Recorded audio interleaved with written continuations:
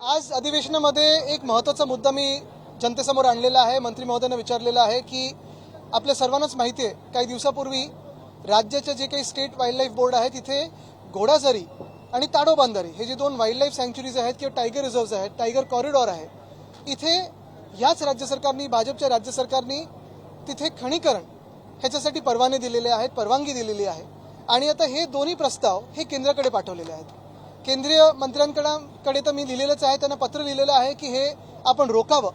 मरकी मंगली 2 हे जे ताडोबा अंधारीमध्ये जी खाण आहे त्याला स्थगिती मी मंत्री म्हणून दिली होती. कारण कुठेही आपण पाहतो जंगलांचा विनाश करायला भाजप पुढे मागे पाहत नाही. आणि मग ही सगळे जेव्हा वन्य प्राणी आपल्या शहरांमध्ये येऊ लागतात किंवा किंबहुना शहरं त्या जंगलांमध्ये जायला लागतात, तेव्हा मग जे काही एक गोंधळ उधळतो तो ह्यांच्याचमुळे होतो, ह्याच सगळ्या कारभारामुळे उधळतो. आत्ताच अधिवेशनात मी प्रश्न विचारल्यानंतर मला मंत्री महोदयांनी ही माहिती दिलेली आहे की एक सुमोटो केस पण तिथे चालू झालेली आहे त्याच प्रकरणावर, आणि कुठचीही जागा कोणाला दिलेली नाही आहे. पण मी तरीही त्यांना विनंती केली आहे की हा परवाना रद्द करावा आणि वनमंत्री म्हणून त्यांचं जे कर्तव्य आहे वनाचं रक्षण ते त्यांनी पूर्ण करावं. मुंबई महानगरपालिका नाही करा. दुसरीकडे आपण जर मुंबईतलं वातावरण पाहायला गेलं तर प्रदूषण मोठ्या प्रमाणात वाढतंय आणि AQI जो आहे हा दिवसेंदिवस खालावत जातोय. त्याच्या बाबतीत काँग्रेसचे अनेक आमदार आंदोलनं करतायत, रोज मास्क लावून ते मुद्दे हातात घेत आहेत. मला वाटतं आता मास्क लावून उपयोग नाहीये. AQI कमी करायचं असेल तर राज्य सरकार असो किंवा मुंबई महानगरपालिका असो, त्यांच्यासमोर जे परदेशी VIP व्हिजिटर्स येतात त्यांचा मास्क लावून आला पाहिजे. ते दिसले की बरोबर हे सगळं कन्स्ट्रक्शनवर बंदी आणतात आणि AQI सुधारतो. सांगण्याचा मुद्दा हाच, जर VIP व्हिजिट होत असताना ट्रॅफिकची परिस्थिती सुधारू शकते. VIP व्हिजिट होत असताना जर आपण पाहतो रस्त्यांची रंगरंगोटी होऊ शकते. VIP व्हिजिट होत असताना हवा जी आहे ती थोडी सुधारू शकते, प्रदूषण कमी होऊ शकतं, कन्स्ट्रक्शन ते पूर्ण जरा नियमित करू शकतात. मग हे सामान्य नागरिकांसाठी किंवा मुंबईकरांसाठी का नाही होऊ शकत? आणि हाच प्रश्न मी काल पण उपस्थित केला होता. आपल्याला माहिती आहे, सोशल मीडियाच्या माध्यमातून मी व्यक्त झालो.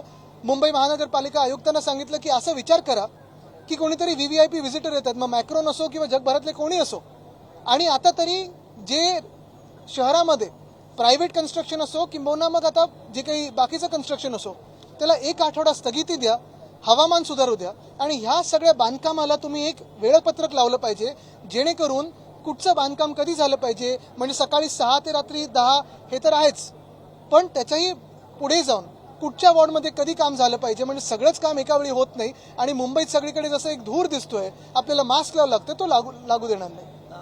आज महापालिकेचा पुरा मराठी होणे तो फिर हिंदी बात. महापालिकेचा अर्थसंकल्प मांडण्यात आला आणि त्याच्यामध्ये साधारणतः 10,948 कोटी राज्य शासनाकडनं थकबाकी जी आहे ही येणं महापालिकेची राहिलेली आहे. आता राज्य सरकारला थकबाकी केंद्र सरकारचे, केंद्र सरकारकडून अनेक पैसे येणं बाकी आहेत आणि जे काही पैसे महानगरपालिकेचे असतील, नुसतं मुंबई महानगरपालिका नाही तर बाकी सगळ्या महानगरपालिकात, नगरपालिकात ते देणं या राज्य सरकारने त्यांना देणं लागतंच. कारण शेवटी जर आपण पाहाल तर ह्या स्थानिक स्वराज्य संस्था ज्या असतात त्या लोकांमधून निवडून आलेले लोकप्रतिनिधी चालवत असतात. लोकांचे जे गटर वॉटर मीटरचे प्रश्न असतात ते सोडवत असतात आणि ह्या प्रश्नांसाठी हे देणं फार महत्त्वाचं आहे. उदाहरण जर आपण पाहिलं तर माझी ही नेहमीच मागणी राहिलेली आहे आणि मंत्री असताना, या सरकारमध्ये असताना ह्याच्यावर काम देखील होतं की मुंबई महानगरपालिकेच्या माध्यमातून BST सारख्या संस्थेला तुम्ही पाठबळ देणं गरजेचंच आहे. दर हे कमीच झाले पाहिजेत, फ्लॅट फेअर्सच असायला पाहिजेत, बसेस वाढले पाहिजेत, रांगा कमी झाल्या पाहिजेत. पण हे सरकार, मग भाजपचं असो किंवा आता त्यांचं महानगरपालिकेतले महापौर असो, त्यांना एकच करायचं आहे, सगळं प्रायव्हेट कॉन्ट्रॅक्टरच्या हाती द्यायचं आहे, BSTला संपवून टाकायचं.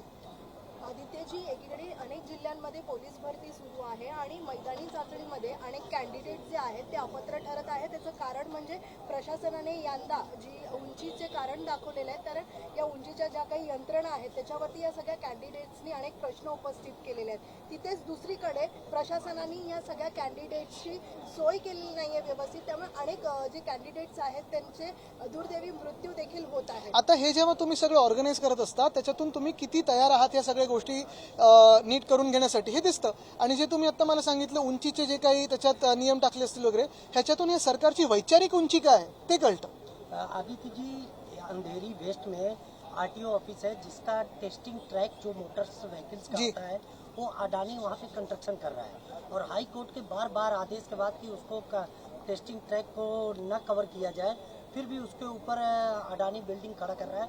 आखिरकार मुंबई में टेस्टिंग अगर ट्रैक नहीं रहा तो मोटर व्हीकल्स का जो टेस्टिंग सर्टिफिकेट है वो कहाँ से मिलेगा? नहीं, अभी देश भी हो, सरकार भी हो, और शायद अभी टेस्टिंग ट्रैक बंद होने के बाद गाड़ी भी हो, अदानी ग्रुप ही चलाएगा।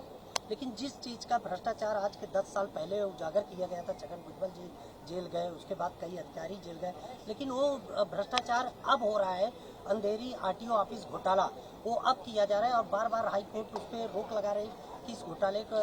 देखिए, अगर एक नाम सबके सामने आता है, सरकार के सामने आता है, तो सर झुका के वो नमन करते हैं, कोई आगे पीछे सोचता नहीं है। सवाल ये है कि मालेगांव की आपने खबर देखी होगी, मालेगांव महापालिका में जो बिजली विभाग था, वहाँ पे कुछ जो मुस्लिम कर्मचारियों ने नमाज अदा की कल के वक्त, उन पर कार्रवाई की मांग हो रही है कि उन पर कार्रवाई की जाए, कि उसमें हम इसके ऊपर मांग कर रहे हैं। बीजेपी यही कह रही है। एक ही बात कहना चाहता हूँ, हम पूरी न्यूज मैंने देखी नहीं है, लेकिन यही है, देश में असली विषय कौन से है और ये सारे विषय कौन से बनाए जा रहे हैं।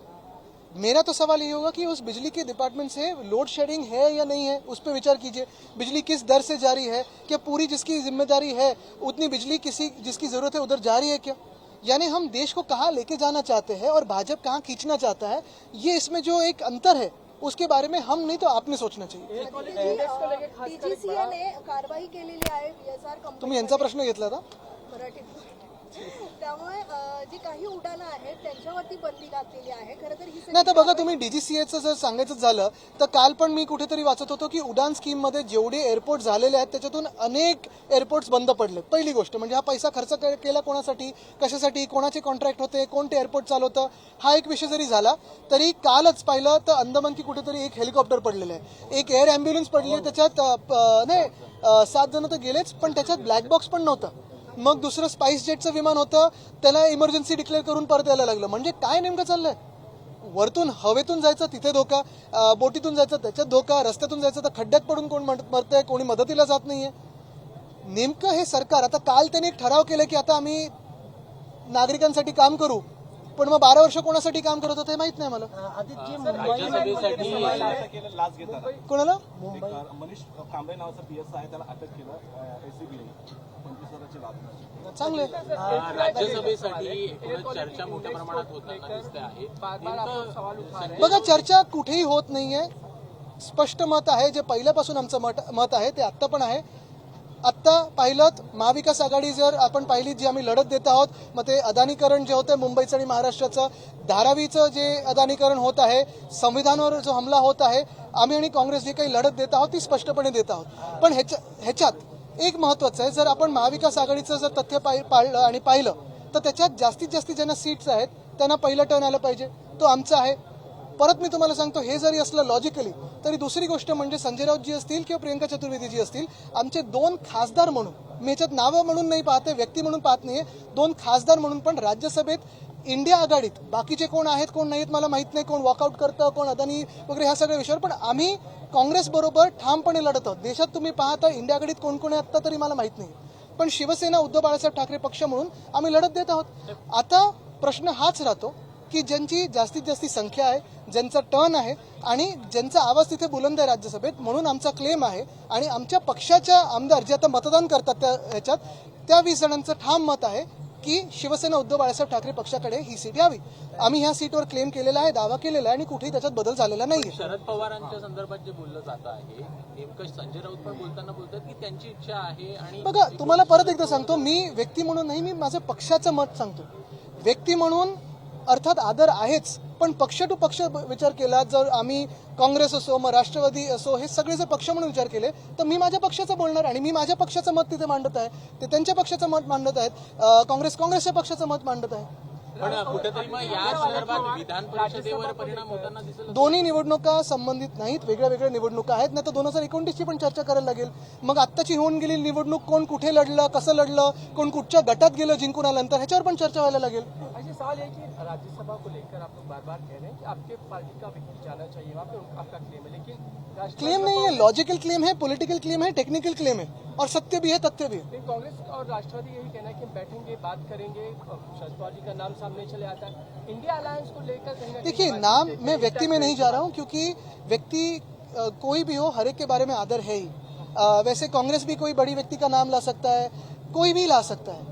एक ही बात है, अगर एमवीए और इंडिया अलायंस पूरी आप देखें तो जो भी विषय में हम लड़ रहे हैं, फिर वो अदानीकरण जो हो रहा है देश का हो रहा है, महाराष्ट्र का हो रहा है, मुंबई जो बेची जा रही है बीजेपी के हाथों से, ये सारे जो संविधान पे अन्याय हो रहा है, महाराष्ट्र पे अन्याय हो रहा है, उसके खिलाफ हम कंधों से कंधा लड़ाते हैं, कांग्रेस के साथ उधर साथ में रहते।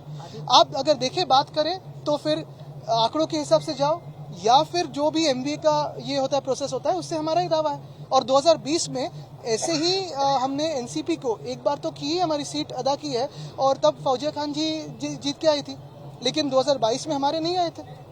तो इस बार हमारा दावा है और हमारा दावा पक्का है। सुप्रिया सुले कह रही है कि शरद पवार अगर राज्यसभा पता आता अगर मगर में बात नहीं है, अभी हमारा दावा है। समर्थन करेंगे। देखिए मैं वापस कहता हूँ कि अगर मगर की बात ही नहीं है। धन्यवाद।